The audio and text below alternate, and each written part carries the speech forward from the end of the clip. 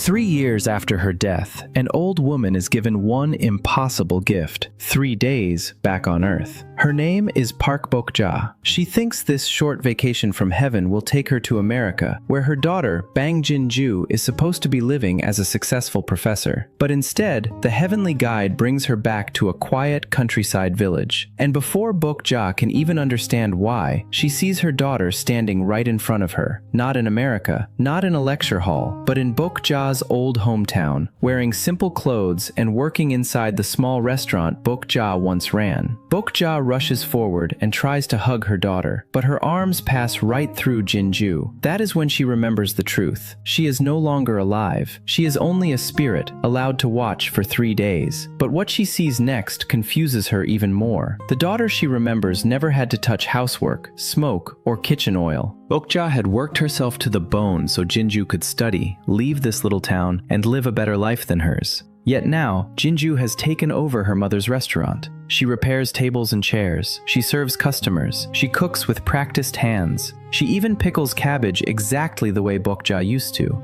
To Bok-ja, it feels like everything she sacrificed has somehow gone in a circle and returned to where it began. Why would her daughter give up being a professor in America just to live in the countryside and run this tiny restaurant? When the restaurant runs out of sesame oil, Jin-joo rides her bike to the small shop at the village entrance. The shopkeeper is Mi-jin, Bok-ja's old best friend. Like Bok-ja, Mi-jin had always hoped Jin-joo would live a successful life far away from this place. So when she sees Jin-joo throwing away her future to stay here, she cannot hide her frustration. At first, she even refuses to sell her the sesame oil. But deep down, Mi-jin does not hate Jin-joo. She is heartbroken. Her old friend is gone, and that friend's only daughter is now living as if she has buried herself with her mother. After Jin-joo returns home, Bok-ja watches her roast coffee beans by the old stove. The sight pulls Bok-ja back into a painful memory. Years ago, when that stove was first built, Bok-ja called Jin-joo, hoping she would come home for a warm meal. But all she got was a cold rejection. Then she carefully asked about Jin-joo's trip abroad, only for the call to end. Bok-ja never understood why her own daughter gave her so little warmth. Even on the day Bok-ja died, Jin-joo did not make it back in time to see her one last time. The more Bok-ja thinks about it, the more suffocated she feels. She pours out years of resentment and pain, but Jin-joo cannot hear a single word. Her anger passes through the room like wind, because in this world, Bok-ja can watch her daughter, but she cannot reach her. That night, Bok-ja stays beside Jin-joo as she sleeps. She wants to touch her daughter's face, but she stops herself. The guide has warned her. During these 3 days, she must not touch the living or any object in the living world. If she does, her vacation will end early. Bok-ja does not want to leave yet, not when she still does not understand what happened to her daughter. Then Jin-joo suddenly wakes from a nightmare, gasping for air. She runs out of the house and down a dark country road until she reaches a stone bridge. There, she breaks down and cries out for her mother to save her. For the first time, Bok-ja sees what has been hidden beneath Jin-joo's cold face: regret, pain, and a love too heavy to say out loud. But between mother and daughter is a wall that cannot be crossed: life and death. All Bok-ja can do is watch. The next morning, Bok-ja follows Jin-joo to a hospital in the city. From the doctor, she learns that Jin-joo has been struggling with depression and sleepless nights. And when the doctor asks what caused it, Jin-joo gives an answer that crushes Bok-ja. She says it began with her mother abandoning her. Bok-ja freezes. She never thought she could be the source of her daughter's pain. After her husband left, Bok-ja raised Jin-joo alone. To give her daughter a better education, she sent Jin-joo to live with her brother, a school principal, while Bok-ja worked and sent money every month. In Bok-ja's mind, this was sacrifice, but in young Jin-joo's heart, it felt like abandonment. That wound grew with her and became a knot she could never untie. Only now does Bok-ja understand that a decision made out of love can still leave a child deeply hurt. After leaving the hospital, Jin-joo goes to pick up her best friend, Mi-jin. Seeing Jin-joo smile for the first time in a long while gives Bok-ja a small moment of comfort. On the way home, Mi-jin gives Jin-joo McDonald's, something she used to love,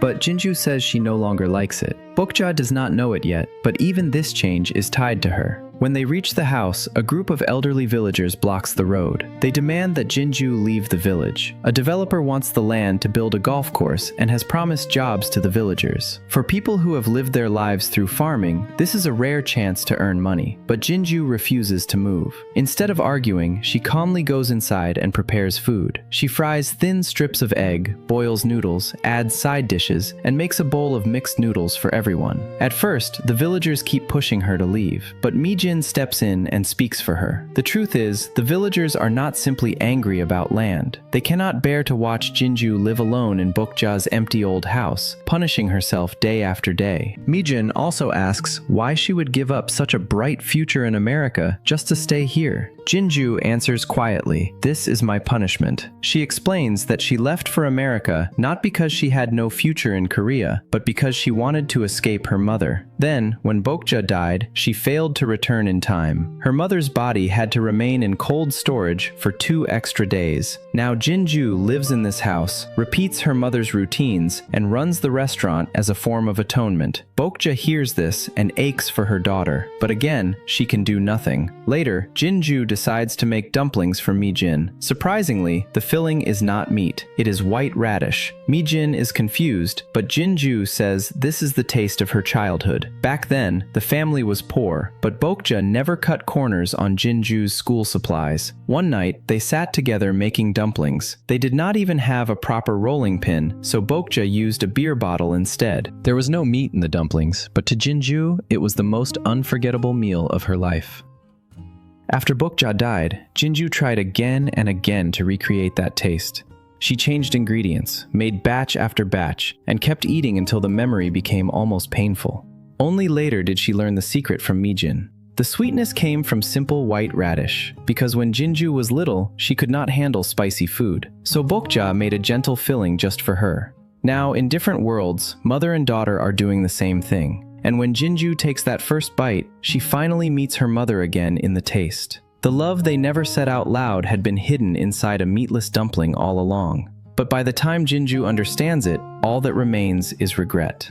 That night, while eating dumplings, Mi-jin asks Jin-joo something that has always confused her. How did someone who was not especially good in school become a professor in America? That question opens a painful memory. When Jin-joo was in high school, Bok-ja remarried a wealthy, divorced man. One day, while her husband and his child were away, Bok-ja secretly brought Jin-joo to the house and cooked all her favorite foods. But before Jin-joo could eat, the husband came home early. Bok-ja panicked. Jin-joo's tuition was being paid by this man, but the condition was cruel. Jin-joo could never enter his home. Even though Bok-ja tried to explain that it was an accident, the man became furious. He told Jin-joo to appreciate the chance to study, but every word was really aimed at Bok-ja. Humiliated, Jin-joo ran out. Bok-ja chased after her with packed side dishes. Jin-joo asked why her mother had not gone on the family trip. Bok-ja said she simply did not like flying, but Jin-joo understood. In that house, her mother was treated almost like a servant. Unable to bear it, Jin-joo suggested quitting school and working instead. She wanted to escape together with her mother, but that suggestion hit Bok-ja where it hurt most. The only reason Bok-ja endured humiliation was so Jin-joo could study and escape the same life she had lived. To Bok-ja, her daughter's kindness felt like a rejection of everything she had sacrificed. So Bok-ja hardened her heart and pushed Jin-joo onto the bus that would take her away. At that moment, their love began moving in opposite directions. From then on, Jin-joo studied desperately. She wanted to change her fate through education. But as the years passed, the distance between mother and daughter only grew wider. Even in her college graduation photo, Jin-joo did not let Bok-ja stand beside her. They never even had a proper mother-daughter photo together. After hearing this, Bok-ja sits alone outside in the dark. For the first time, she realizes her sacrifice was also a blade. It helped Jin-joo rise, but it also cut deep into her heart.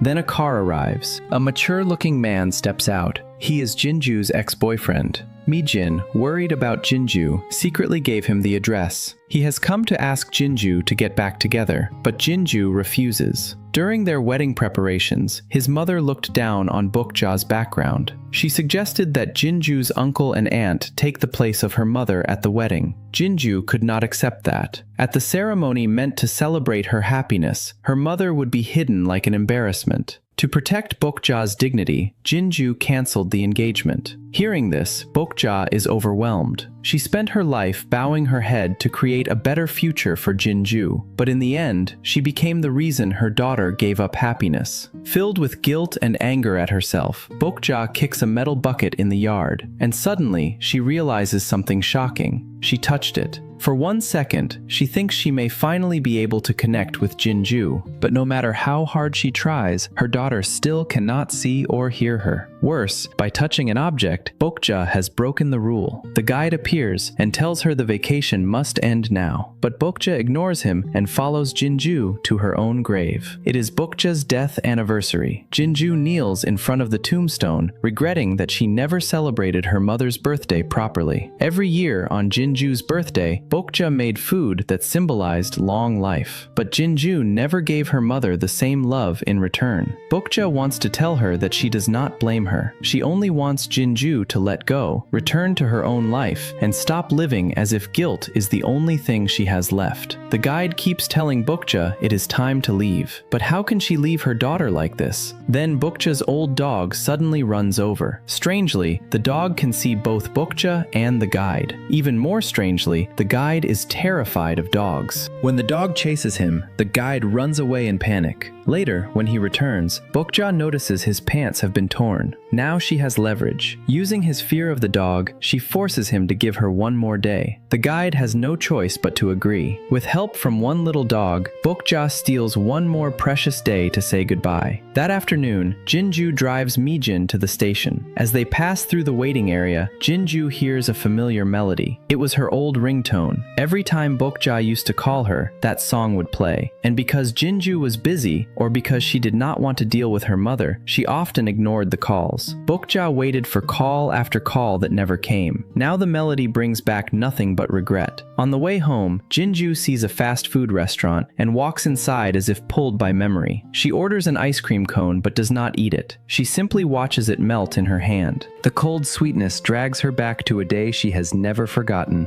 Years ago, Bok-ja came to visit her in the city, bringing home-cooked food, but instead of being happy, Jin-joo was angry. She scolded her mother for coming without warning and bringing so many things into her tiny room. She asked if they were really close enough to squeeze into the same bed. Then she said the cruelest thing. "If you really cared about me, you should have raised me like other mothers." Bok-ja was frozen. She could not understand how a lifetime of sacrifice had turned into an accusation. After leaving, Bok-ja wandered through the strange city alone. With nowhere to go, she entered a 24-hour McDonald's, bought the cheapest ice cream, and sat by the window. But Bok-ja did not know that Jin-joo had followed her. Outside the glass, Jin-joo watched her mother sitting there alone, small and humiliated. Then Jin-joo received a text. It was from Bok-ja, sent through a store clerk. "Mom already got on the bus home. Sleep well. Do not worry." Even after being hurt, Bok-ja was still protecting her daughter's feelings. But Jin-joo was too young and too stubborn to open the door. She watched her mother sit alone in that restaurant all night. That memory became one of the deepest pains of her life. Now Jin-joo sits in the same kind of window seat, holding the same kind of ice cream, replaying her mother's loneliness as a way to punish herself. Beside her, Bok-ja finally understands. Her daughter is not cold. She is drowning in guilt. Bok-ja wants to tell her that parents do not hold on to every painful moment. They remember the love. They remember the happiness. She wants Jin-joo to stop hurting herself with the past, but her voice disappears into the air. That night, Mi-jin comes over with alcohol, and the two women talk late into the night. Mi-jin tells Jin-joo the truth about Bok-ja's past. Bok-ja loved reading as a child and dreamed of working in a big city, but her family made her work on the farm, and she had to leave school early.